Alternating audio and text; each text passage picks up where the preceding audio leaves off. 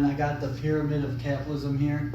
I drew it out on the board for the homework assignment. At the top we got we rule you, we fool you, we shoot at you, we eat at you, and then at the bottom we feed you, holding up the pyramid. So over here we have the meaning and the symbolism of it. The meaning of it kind of represents an opinion that suggests that the rich are becoming richer and the leaders of this country are becoming more powerful by fooling the middle class and the lower class into doing all the work for them.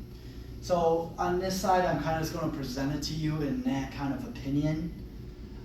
So for rule, the president would be a ruler that maybe he's getting power and just not really caring.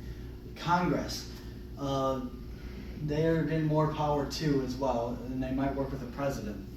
But who knows? Fool. We got the Electoral College. I mean, this is kind of a debatable topic, but I mean, just doesn't make sense to me. I feel like, it should be more popular vote.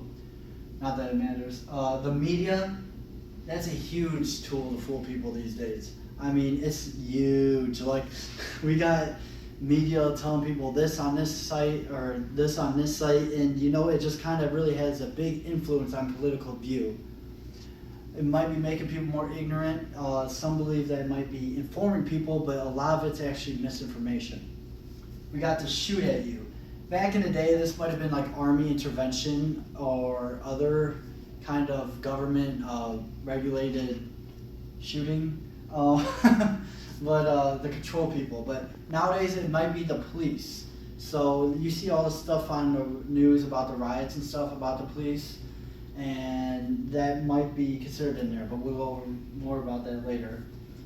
Government-funded terrorists, that's kind of a conspiracy theory by the far right, but it's still, we should take into account. E, we got special interests. They eat for you, they're making all the money, and they're also still helping this pyramid out. They're just making everyone richer and richer, so it keeps building on it. And the 1%, that would be the very wealthy people in the country. And the people who feed you, that would be blue-collared workers, such as myself and other people around. They work really hard, 9 to 5. They are just very strong work ethic, but even though they might be working a lot harder than these people, they're not making as much money, they're not as successful, and they're still living paycheck to paycheck. Farmers would be an example of that. And so would the middle class. So as we go over to relevant, I believe it's very relevant to 2016 in some ways. The rich is becoming richer and the poor is becoming poorer, so the gap is kind of widening there. Police brutality, there's all these riots. Is the government up to something or not? Who knows? Media controlling public view, already went over that. That's a huge issue right now. I mean, you just don't know what you can believe. You go on the internet, everyone knows you can believe everything you see on the internet, right? Same thing with public media. And working class becoming overworked. Workers that just live paycheck to paycheck. It's just not a fun thing. So, the pyramid of capitalism, I believe it is relevant, and we explained meaning and symbolism.